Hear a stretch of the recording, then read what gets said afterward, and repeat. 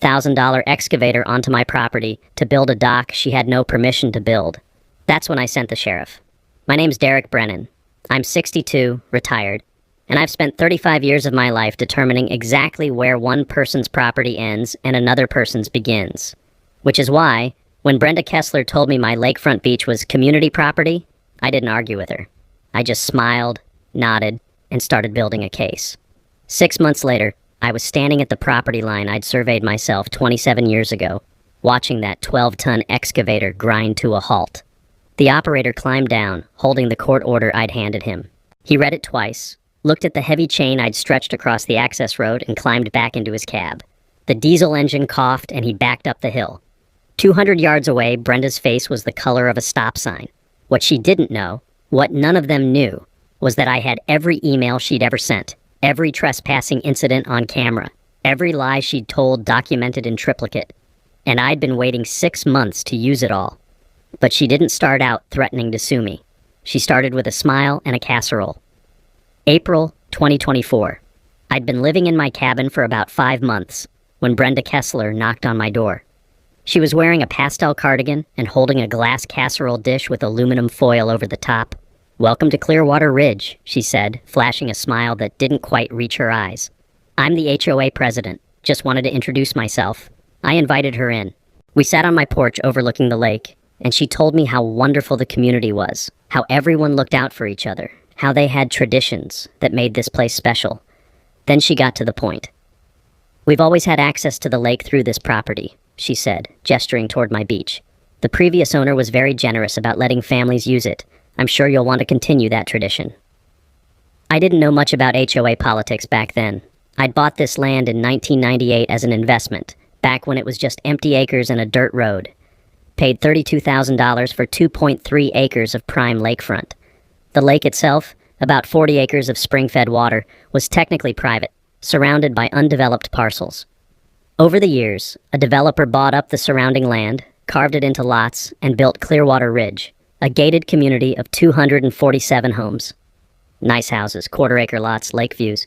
But here's the things about views. You can see the water, but you can't touch it, not legally, because every single one of those lots ended at the ridgeline, 50 to 80 feet above the waterline. My property was the only one with actual lake frontage, the only one with a deeded access road down to the water. I'd built that road myself in 1999, 12 feet wide, compacted gravel, proper drainage. I'd paid for every load of stone, and I'd surveyed every inch of it. When my wife died in 2018, I decided to finally build our dream cabin on that land.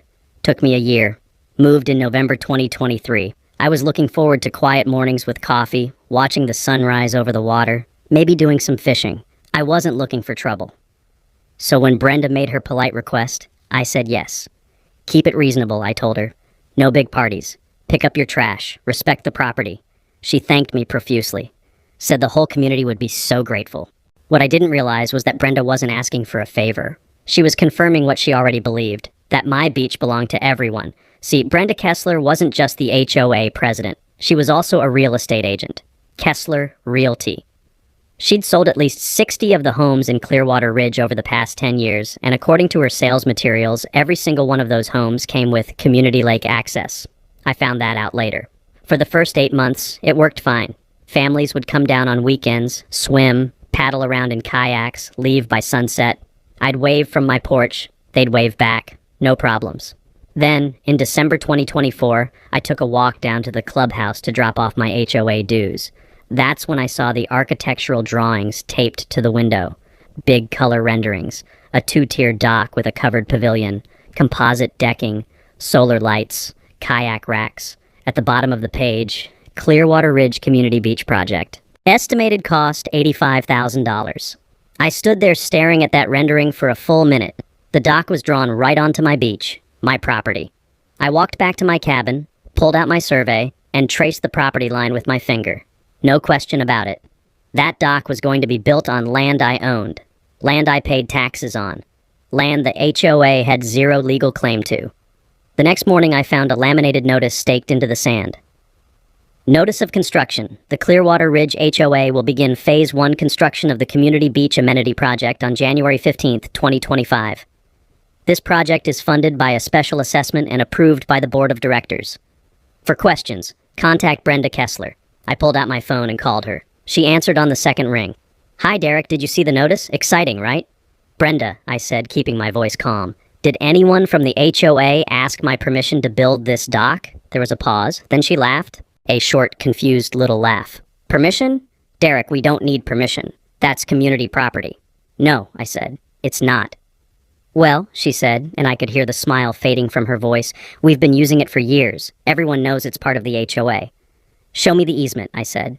Another pause, longer this time. The what? The recorded easement.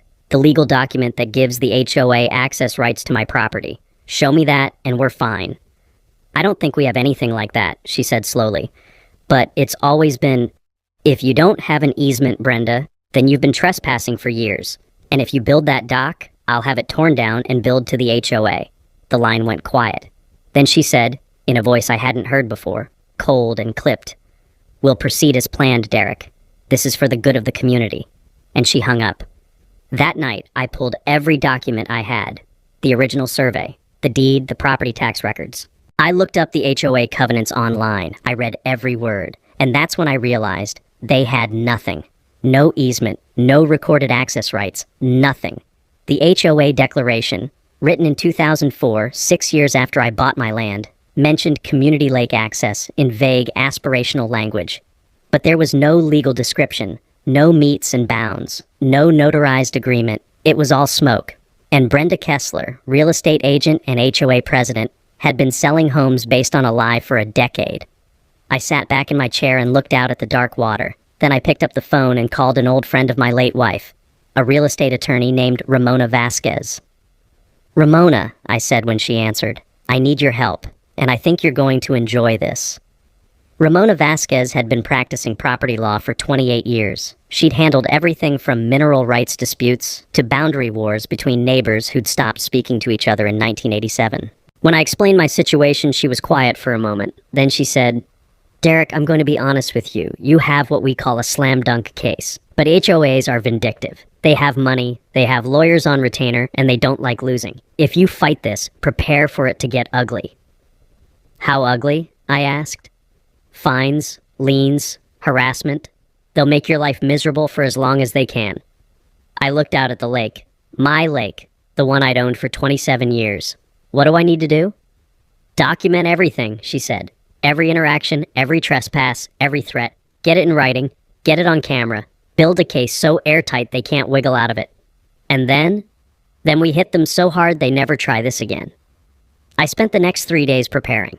I ordered a trail camera from Amazon, the kind hunters use, motion activated with night vision and a timestamp.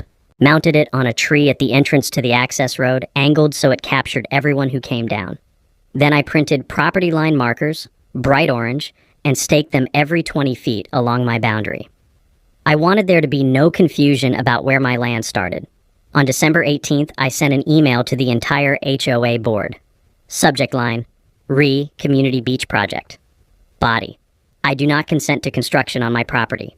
The beach area is private property as evidenced by the attached survey and deed. Any entry onto this property without my explicit written permission constitutes trespassing under state law. I expect all construction plans to be halted immediately. I attached my survey, my deed, and the relevant property tax records showing I'd been paying 100% of the taxes on that parcel since 1998. Sent it certified, return receipt requested. Brenda's reply came back in 47 minutes. Derek, you're being selfish. 247 families depend on that lake access. It's been part of this community for nearly 2 decades. We've already awarded the construction contract and collected the special assessment from homeowners. We will proceed as planned on January 15th. If you have concerns, you're welcome to attend the next board meeting. Selfish. That word stuck with me. I'd bought this land when it was nothing but trees and mud. I'd paid for the road. I'd paid taxes on every square inch for 27 years. And now I was selfish for not letting them build an $85,000 dock on it without asking. I forwarded Brenda's email to Ramona. She called me 10 minutes later. Derek, this is gold. She just admitted in writing that they're proceeding without your permission.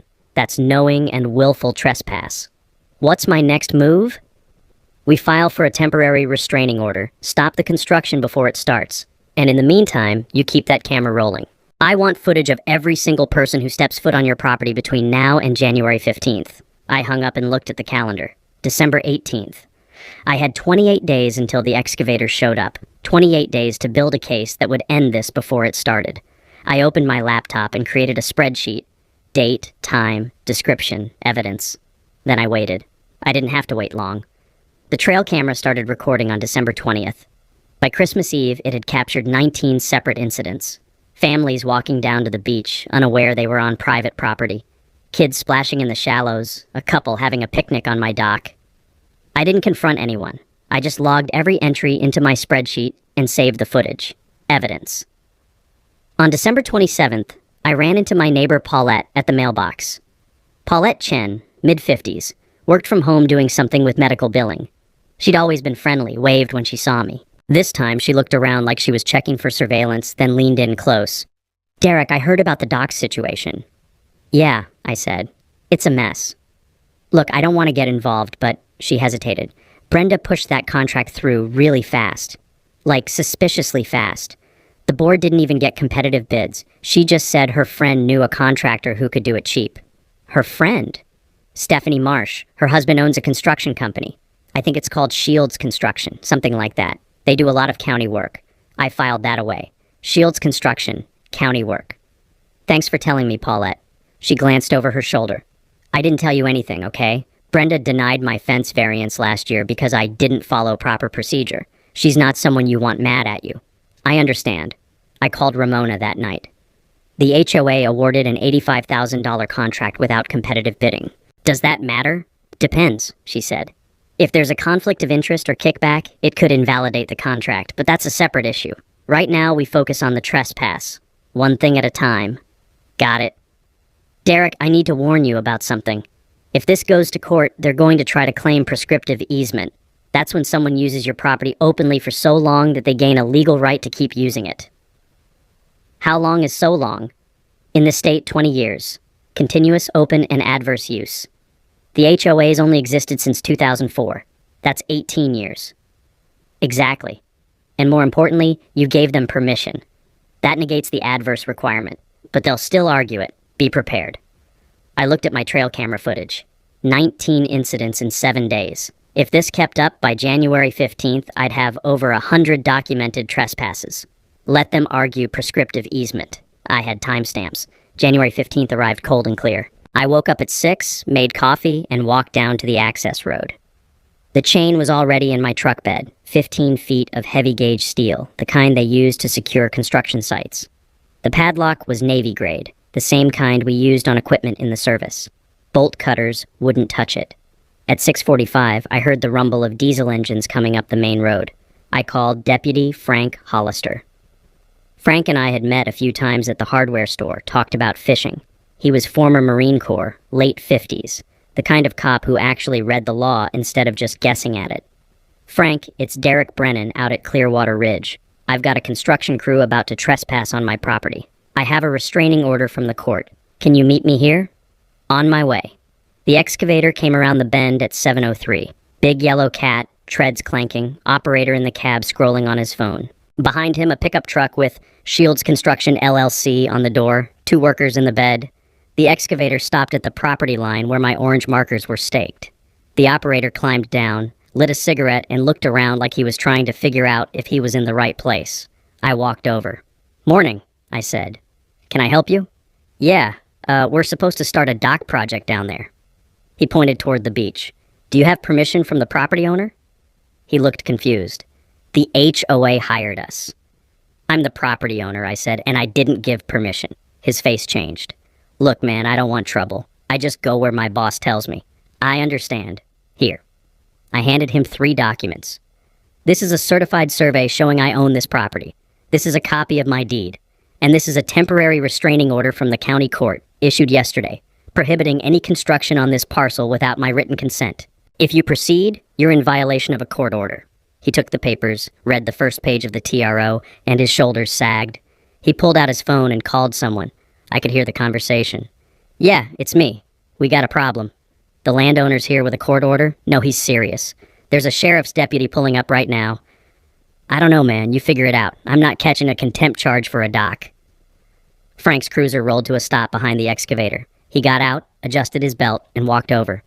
"Gentlemen, What's the situation? The operator showed him the TRO. Frank read it, nodded, and looked at the crew.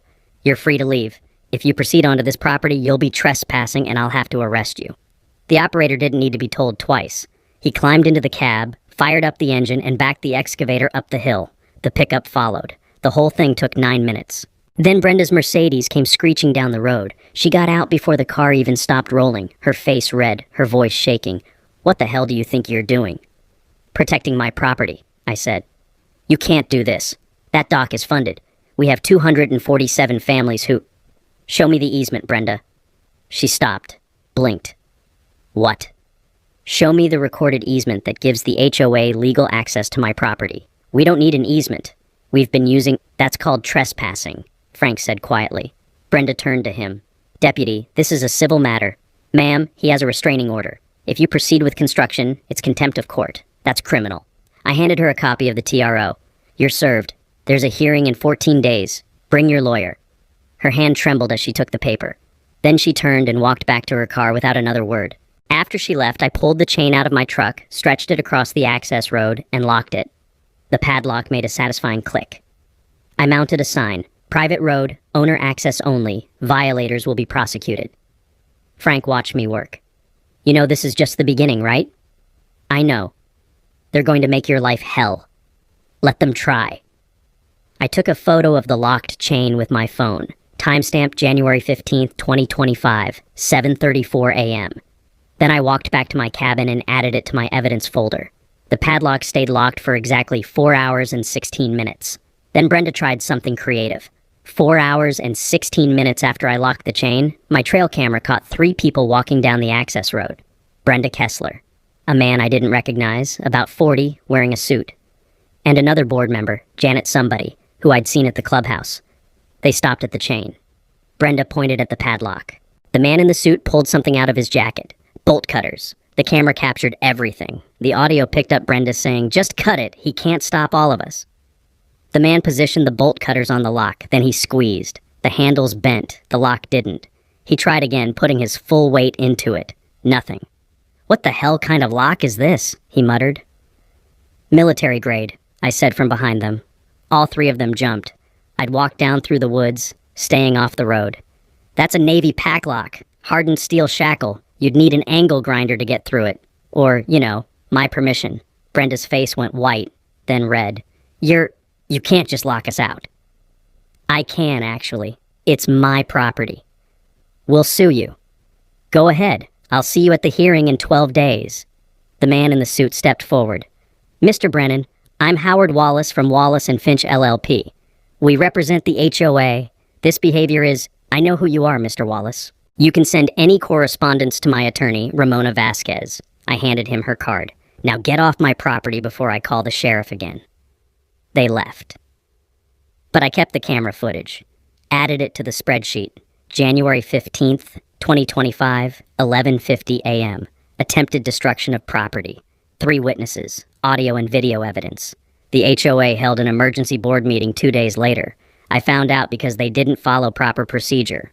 No 48-hour public notice, which violated the state's Open Meetings Act. A neighbor texted me a photo of the agenda. Emergency session. Legal action against Derek Brennan. The board voted 5-2 to levy a $500 per month fine against me for blocking community access to common areas. They also voted to authorize Wallace and Finch to file a counter-injunction. And they sent a mass email to all 247 homeowners. Subject, important community update. Body. Due to the actions of one selfish resident, the community beach project has been delayed. Derek Brennan has illegally blocked access to our lake, hurting property values and denying families the amenities they paid for. The board is taking legal action to protect your rights.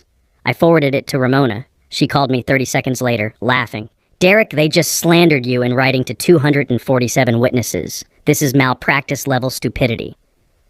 Is that good for us? It's Christmas morning for a litigation attorney.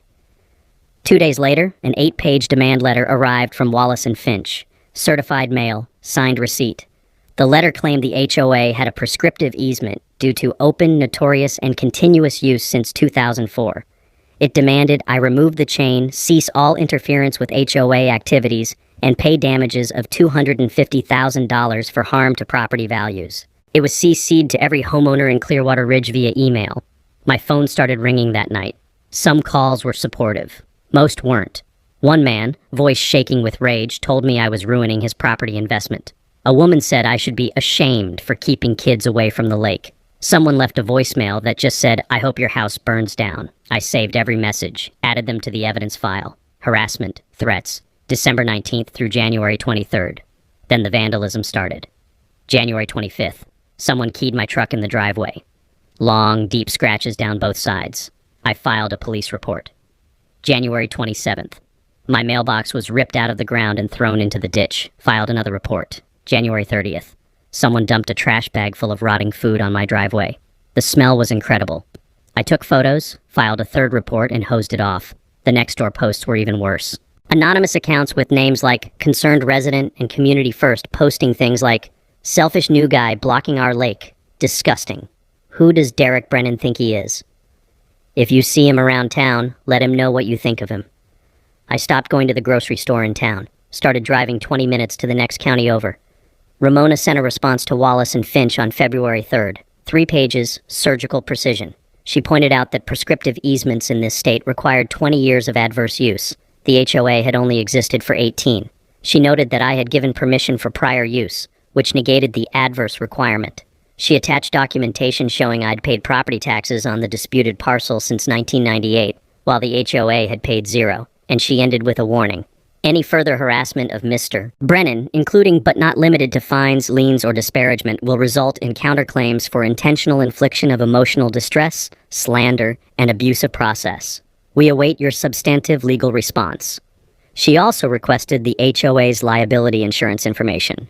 That's lawyer speak for, "I'm about to sue you, and I want to know who's paying." The hate mail kept coming, but so did something else. February 8th. My trail camera caught a woman in yoga pants trying to sneak around the chain by walking through the woods. She made it about 15 feet before getting tangled in blackberry brambles. Spent 5 minutes extracting herself, cursing the whole time. February 10th. 2 teenagers tried to wade into the lake from the far side of my property, thinking they could avoid the road. One of them slipped on the rocks and went in fully clothed. His friend had to pull him out. February 14th.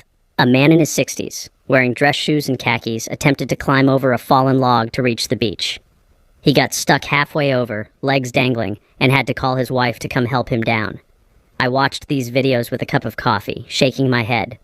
Entitled Suburbanites Attempting Wilderness Navigation was not the retirement entertainment I'd expected, but I wasn't complaining. Every failed attempt was another timestamp in my evidence file. Another data point showing the HOA and its members knew they didn't have legal access and were trying to take it anyway. But Brenda still had one card she hadn't played yet, and it was a card that could have actually worked if she hadn't gotten greedy. February 12th, 2025. I was sitting on my porch when the mail truck pulled up. The carrier handed me a certified letter from the county planning department. I signed for it, went inside, and opened it. Notice of violation. It has come to our attention that you have installed an unpermitted barrier across a public right-of-way on parcel 447B, Block 12, Clearwater Ridge Development. This barrier must be removed within 10 business days, or you will face fines of $1,000 per day. The access road in question is designated as public right-of-way per the 1987 subdivision plat. Contact our office immediately to schedule removal. I read it 3 times, then I pulled out my records. The 1987 plat showed nothing but empty forest, no roads, no subdivision, no development, because in 1987, none of that existed yet. I built the access road in 1999, 12 years later. I paid for every cubic yard of gravel. I still had the receipts. I called the planning department. This is Derek Brennan. I just received a violation notice about a road on my property. Can you tell me who filed the complaint? The clerk put me on hold for 2 minutes. Then, the complaint was filed by Brenda Kessler on behalf of the Clearwater Ridge HOA. It was flagged for priority review by Commissioner Marcus Shields. Marcus Shields, County Commissioner. I didn't know the name, but I knew what priority review meant. Someone with juice had made a phone call. Can you send me a copy of the 1987 plat you're referencing? It should be attached to the notice. It's not. Oh, well, I can email it to you. She did. I opened the file. The plat showed the subdivision boundaries, lot lines, easements for utilities. No access road to the lake, because the lake wasn't part of the subdivision. It was surrounded by private parcels, including mine. I called Ramona. They're lying. The county's claiming my road is public, but their own records show it's not. Who signed the violation notice? An inspector named Gerald Fouts, but it was flagged by Commissioner Shields. Shields, she repeated. Okay, let me make some calls.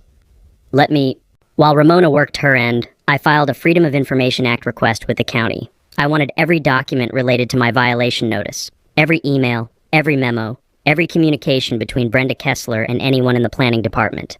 FOIA requests take time, but I wasn't in a hurry. I had a court date coming up.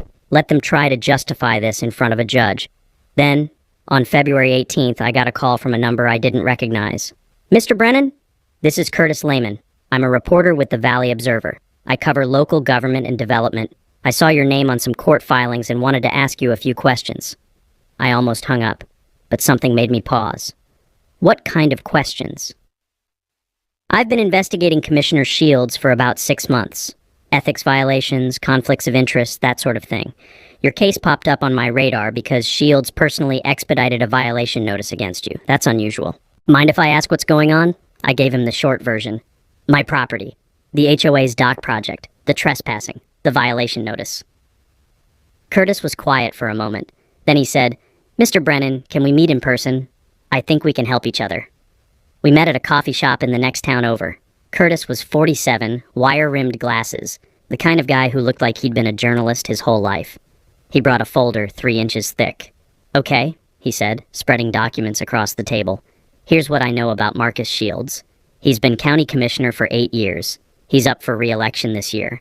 And he has a very interesting business arrangement with his nephew. He slid a business registration across the table. Shields Construction LLC, registered owner Brian Shields, Marcus Shields' nephew. They do a lot of county work, paving, drainage, maintenance contracts, and last year, they started doing private work for HOAs. I stared at the name. Shields Construction, the company Brenda hired for the dock. Curtis nodded. Yeah, I pulled the bids for your HOA's dock project. 3 companies submitted proposals. The other 2 came in at $52,000 and $58,000. Shields Construction bid $85,000. They were awarded the contract anyway. That's a $30,000 difference. Correct. And here's the fun part. He pulled out campaign finance records. In the last 2 years, HOA board members from Clearwater Ridge have donated $8,500 to Marcus Shields' re-election campaign. Brenda Kessler personally gave $2,500. I sat back. So she donates to his campaign, he fast-tracks permits and violations for her, and his nephew gets inflated contracts. That's what it looks like. But I need proof. I need documents, emails, something that shows coordination. Do you have anything? I thought about my FOIA request. I will. In about 2 weeks. Curtis published a preliminary article on February 20th. The headline, HOA Influence Peddling, When Community Boards Play Politics. It wasn't about me specifically. It was a broader piece about how HOAs in the county were cozying up to local officials, donating to campaigns, and getting favorable treatment in return, but it mentioned Clearwater Ridge by name. It mentioned Shields Construction. And it mentioned an unnamed property owner fighting back against an HOA that allegedly misrepresented access rights to homeowners. The article got traction. Local Reddit picked it up. 47,000 upvotes on the HOA subreddit. People started sharing their own stories in the comments. The local TV station called me for an interview. I almost said no, but then I thought about Brenda's email blast calling me selfish, about the hate mail, about the vandalism. Screw it, I said yes. The interview aired on February 24th. The reporter asked me point blank, "Is it true you're blocking 247 families from accessing the lake?" "No," I said, looking directly at the camera.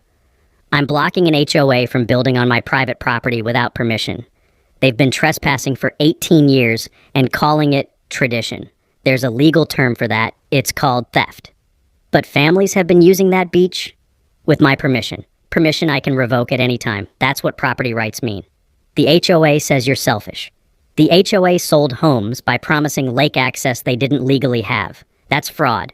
I'm not the villain here. I'm the guy who actually owns the land." The clip went viral. 180,000 views in 3 days.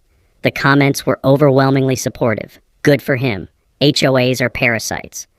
Why would anyone buy a home without checking the title? But in Clearwater Ridge, the reaction was different. The HOA held another emergency meeting on February 27th. 3 more board members resigned. Janet somebody quit via email saying she didn't sign up for this. Another guy, Tom something, posted on Nextdoor, "I was told this was routine. I didn't know we were trespassing. I'm out." That left Brenda with 2 loyalists and a hemorrhaging board. But she didn't back down. Instead, she doubled down. She hired a PR firm out of the city, sent glossy mailers to every home in the development. "Don't let one outsider destroy our community. Support your HOA." She organized a Save Our Lake rally in the clubhouse parking lot. 30 people showed up. Most of them looked confused. One woman held a sign that said, "Kids need water." I watched from my porch through binoculars, shaking my head. Brenda was on a microphone, voice crackling through a cheap speaker, talking about community values and tradition. But I could see it in the crowd's faces. They weren't buying it anymore. Because the story had changed. It wasn't Mean Guy Blocks Lake anymore. It was HOA caught lying about property rights. And once that narrative shifted, Brenda couldn't spin it back. She made a critical mistake. She thought public opinion would destroy me. Instead, it was about to destroy her. Curtis Lehman published his full investigation on March 7th. The headline, "The Lake Access Land Grab, How One HOA Built an Empire on Someone Else's Property." It was 3,000 words, meticulously sourced, and it tore the HOA apart. The article detailed everything. My 1998 property purchase, 6 years before the HOA even existed. The lack of any recorded easement on my title. The HOA's sales materials promising lake access without securing legal rights. The $85,000 dock contract awarded to Commissioner Shields' nephew, $30,000 over competitive bids. The campaign donations from Brenda and other board members. And the county violation notice expedited by Shields, based on a plat that didn't show the road in question. Curtis included copies of documents, my survey, the HOA covenants with the vague lake access language, the construction bids, the campaign finance reports. He even got a statement from Wallace and Finch, the HOA's attorney, which boiled down to no comment. The comment section exploded. Over 900 comments in the first 2 days. "This is why I'll never live in an HOA. Brenda Kessler should be in jail. How is this not fraud?" A Reddit thread titled "Justice for the Lake Guy" hit the front page of several subreddits. Someone made a meme of Brenda's face photoshopped onto a pirate, captioned, "But it's community property." It got 62,000 shares. Back in Clearwater Ridge, the mood shifted hard. Nextdoor went from pro-HOA to anti-HOA overnight. People started asking questions. Wait, we don't actually have legal access to the lake? Did Brenda lie to us when we bought our homes? Why did we pay a special assessment for a dock we can't legally build? A petition started circulating demanding Brenda's resignation. Within a week, 112 people signed it. Almost half the community. My mailbox, which had been full of hate mail a month ago, started getting apology letters. One couple wrote, "We're sorry we believed the board. We didn't know the full story. Thank you for standing up for property rights." An older man stopped me at the gas station. "I voted for that special assessment. I feel like an idiot. They lied to all of us." I didn't gloat. I just nodded and said, "Make sure you show up to the next board meeting." Then the County Ethics Board opened an investigation into Commissioner Shields. The complaint cited Curtis's article and requested a formal review of the campaign donations and the expedited violation notice. Shields issued a statement denying any wrongdoing, but 2 weeks later he recused himself from all HOA-related matters. The violation notice against me was quietly rescinded. No explanation, just a one-sentence letter. Upon further review, the access road in question is determined to be private property. Case closed. I framed that letter and hung it in my office. But the real bombshell came from an unexpected source. A title insurance investigator named Yolanda Mercer. Yolanda Mercer worked for Consolidated Title, one of the largest title insurance companies in the state. Her job was to investigate irregularities, flag potential fraud, and make sure the company wasn't on the hook for bad claims. On March 10th, she sent a letter to the Clearwater Ridge HOA board, CC'd to every homeowner with a subject line that made my day, Title Defect Notice, Lake Access Easement Claims. The letter was professional, clinical, and devastating. Yolanda had reviewed the title records for all 247 properties in Clearwater Ridge. Her findings: 0 recorded easements for lake access on any parcel. The HOA declaration mentioned lake access in aspirational language, but contained no meets and bounds legal description, no recorded instrument, and no evidence of compensation paid to any property owner. Multiple homes had been sold with marketing materials explicitly promising community lake access as an amenity. which constituted a materially misleading representation. Homeowners who purchased properties based on these representations may have claims against the HOA, the developer, or the real estate agents involved for fraudulent inducement. Her conclusion? Consolidated Title cannot insure any easement claim related to lake access in Clearwater Ridge. Any such claim would be denied. In other words, if you bought your house thinking you had lake access, your title insurance won't cover it. Because the access never existed, and if you want to sue someone about it, sue the HOA. The fallout was immediate. 18 homeowners, including 3 board members' families, retained attorneys and threatened to sue the HOA board personally for breach of fiduciary duty. The HOA's insurance carrier sent a denial letter stating that coverage for wrongful taking or conversion of non-HOA property was explicitly excluded under the policy, which meant the HOA's $340,000 in reserve funds were now exposed. Wallace and Finch, the law firm representing the HOA, withdrew as counsel due to conflict of interest. Turns out, representing a board that might get sued by its own members is a legal minefield. The HOA scrambled to hire a new attorney at $450 an hour. Then Brenda made one last desperate play. She called an emergency homeowner meeting on March 16th to propose a special assessment of $2,000 per household to fund the legal defense. $2,000 per household to fight me. The clubhouse was packed, standing room only, and it did not go the way Brenda expected. I didn't attend, but Paulette recorded the whole thing on her phone and sent it to me later. Brenda stood at the front, visibly shaken, trying to rally support. If we don't fight this, Derek Brennan wins. He'll control access to the lake forever. Our property values will... A man in the back stood up. You told us we had lake access when we bought our homes. We do have access. We just need to formalize... You lied, a woman shouted. You sold us houses with an amenity you didn't own? Another voice. Why should we pay $2,000 to fix your screw-up? This isn't my screw-up. This is... You're the president. You're the one who hired the contractor. You're the one who pushed this through without checking if we had the legal right. The meeting devolved into shouting. Brenda tried to call for order. No one listened. Finally, 89 homeowners signed a letter on the spot addressed to the board. We were misled about lake access. We will not pay additional assessments to fund litigation. Settle with Mr. Brennan immediately, or we will pursue legal action against the board. Brenda's face went pale. One of her 2 remaining board members stood up and said, I resign, effective immediately. The other one followed. Me too. I'm not going down with this ship. Brenda was left standing alone at the front of the room, holding a gavel, with no board and no support. 3 days later, Ramona received a call from the HOA's new attorney, a guy named Peter Drummond. Miss Vasquez, my client is interested in discussing settlement. I'm listening.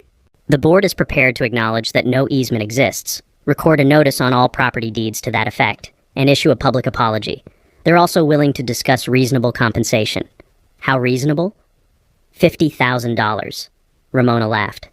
Mr. Drummond, your client trespassed on my client's property for 18 years. Attempted to build an $85,000 structure without permission, slandered him in writing to 247 people, and subjected him to harassment and vandalism.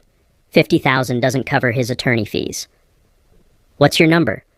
$150,000, plus all the terms you mentioned, plus Brenda Kessler's resignation, and in exchange, Mr. Brennan will grant the HOA a revocable license for limited lake access. Take it or leave it. I'll discuss it with what's left of the board. 2 days later, they agreed to everything except Brenda's resignation. She quit on her own the next morning, April 12th. The hearing I'd been building towards since January. The county courthouse was a limestone building with Roman columns, the kind of place that made you feel like the law still meant something. I arrived at 8:30 for a 9 o'clock hearing. The courtroom was already filling up. I counted at least 40 people in the gallery. Most of them were Clearwater Ridge residents. Some looked curious, some looked angry. Curtis Lehman was in the press section with a notepad. Paulette gave me a small wave from the back row. Ramona met me outside the courtroom doors. She was wearing a navy suit and carrying a leather briefcase that looked like it had seen a few wars. You ready? She asked. I've been ready since December. Good. Remember, let me do the talking. If the judge asks you a direct question, answer it calmly and stick to facts. Don't editorialize. Got it. And Derek, we're going to win this. Judge Andrea Thornhill took the bench at 9:03. She was in her early 60s, silver hair pulled back, reading glasses on a chain around her neck. She had a reputation for no-nonsense rulings and zero patience for bullshit. "Good morning," she said, settling into her chair. "This is a preliminary injunction hearing on the motion filed by Derek Brennan and the HOA's counterclaims. Let's get started. Counsel, state your appearances." Ramona stood. "Ramona Vasquez for petitioner Derek Brennan, Your Honor." On the other side of the aisle, a woman in her 40s stood. "Melissa Dupree for respondent Clearwater Ridge Homeowners Association, Your Honor."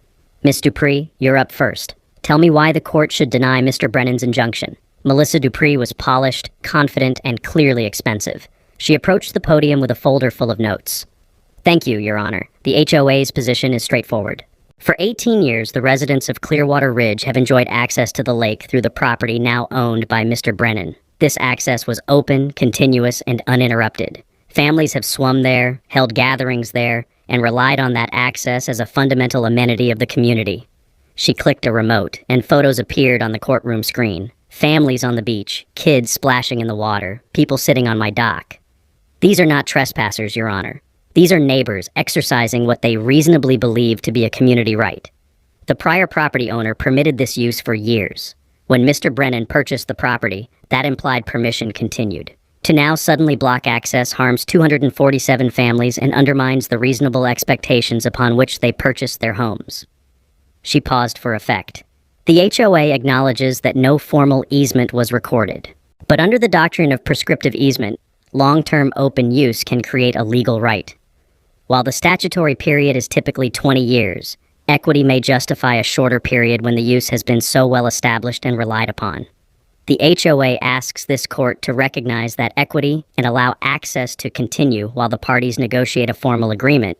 She played a video. Kids crying, a little girl, maybe 7, saying, "Why can't we go to the beach anymore?" A dad with his hand on her shoulder, looking into the camera. "Our kids don't understand. This has always been part of our neighborhood." Melissa sat down.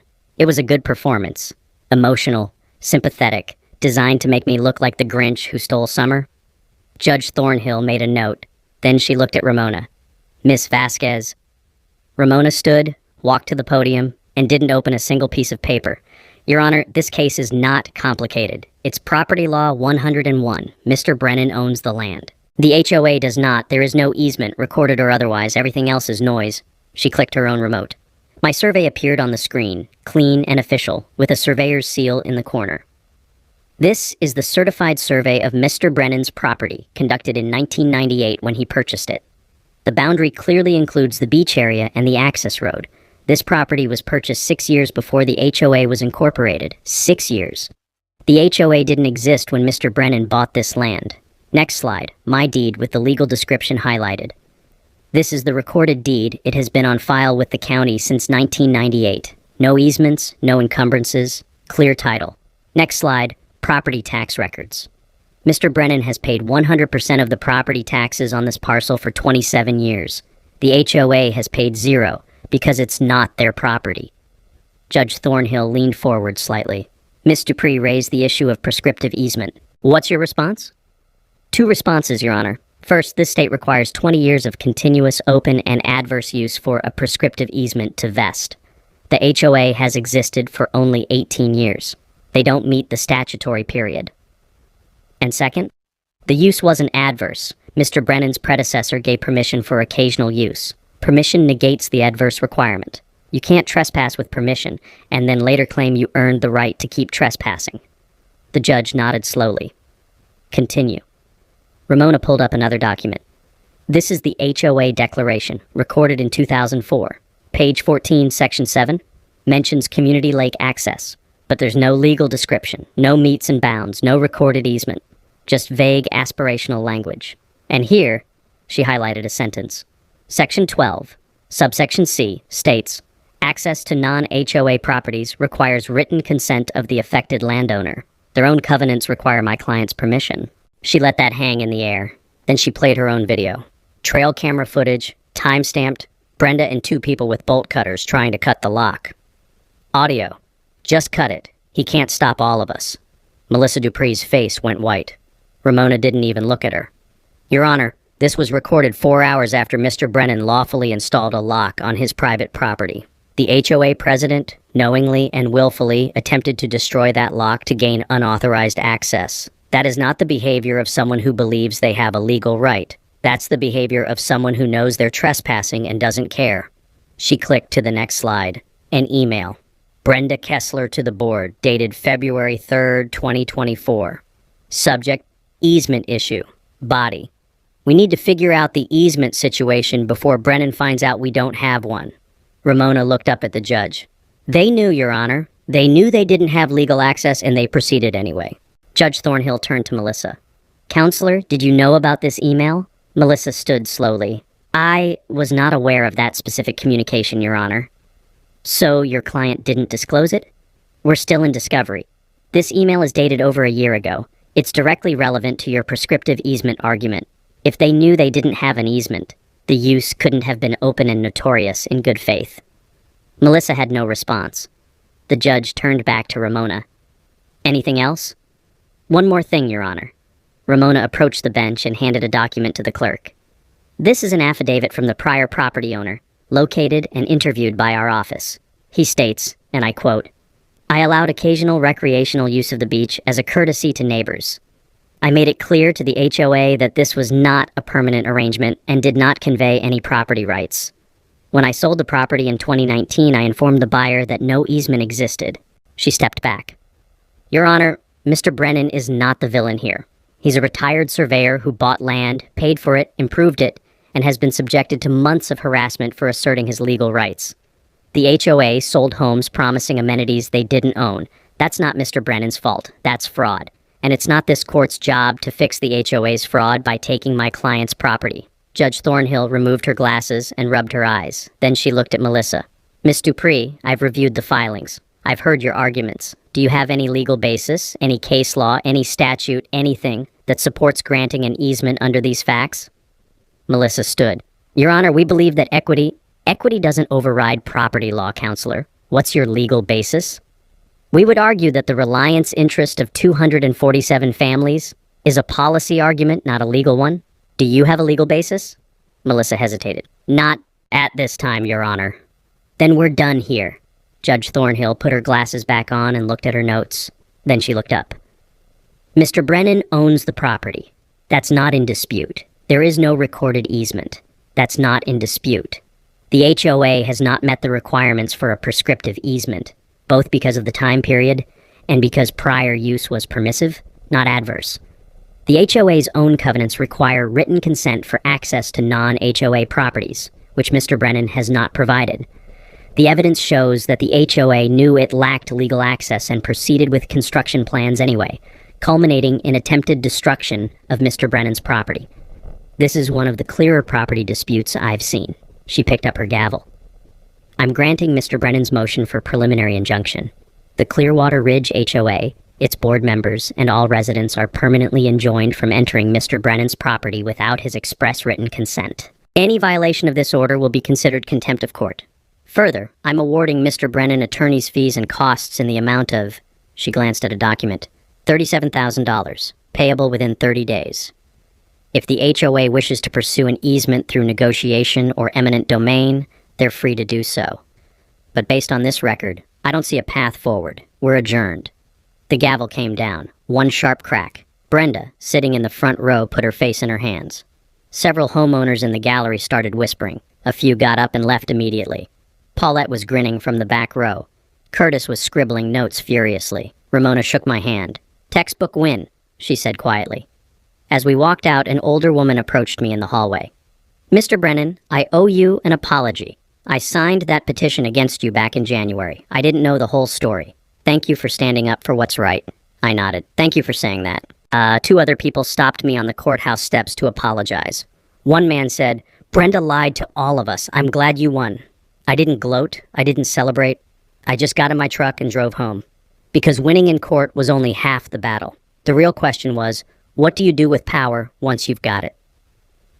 Brenda Kessler resigned as HOA president on April 20th. No ceremony, no farewell speech. Just a one-sentence email to the membership. Effective immediately, I am stepping down from the board. The special election happened 2 weeks later. Paulette Chen ran unopposed and won. Her first act as president was to settle my lawsuit. $150,000. A public apology posted on the HOA website and mailed to every household. and a recorded notice on all 247 property deeds stating clearly, no lake access easement exists for this property. Commissioner Marcus Shields was censured by the County Ethics Board in May. He didn't run for re-election. His nephew's company, Shields Construction, was quietly removed from the county's approved contractor list. Wallace and Finch, the law firm that sent me the threatening letter, received a reprimand from the State Bar Association for failure to adequately investigate claims before asserting them in legal correspondence. It didn't hurt them much, but it was something. I could have walked away at that point, taken the money, kept the chain locked, and lived out my retirement in peace. And for a few weeks I considered it. But then I started thinking about what Ramona had said back in December. When you win, what are you going to do with it? So I drafted something I called the Clearwater Lake Community Access Agreement.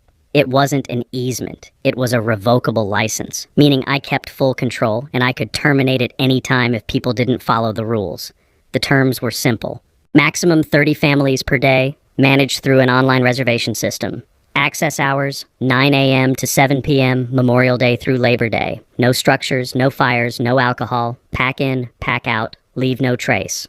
Every family had to complete 1 hour of volunteer lake cleanup per season. If you didn't volunteer, you didn't get access the next year. And a $25 annual maintenance fee per household, which covered gravel road upkeep, a portable toilet, and liability insurance. The license was revocable if anyone violated the rules. 1 strike, you're out for the season. 2 strikes, you're banned permanently. I presented it to Paulette and the new board in June. They read it, looked at each other, and Paulette said, "This is more than fair, Derek. Thank you." I never wanted to block access, I told them. I wanted respect. Now we have both. But I didn't stop there. The $150,000 settlement was more money than I needed, so I put it to work. First, I established the Clearwater Conservation Fund with $80,000. It was a small nonprofit registered with the state, focused on protecting the lake from future development.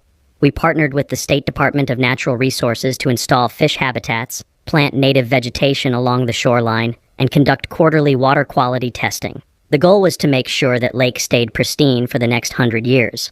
Second, I endowed a $40,000 scholarship called the Surveyor's Scholarship, $2,000 annually to a local high school student pursuing land surveying, civil engineering, or a related field. The first recipient was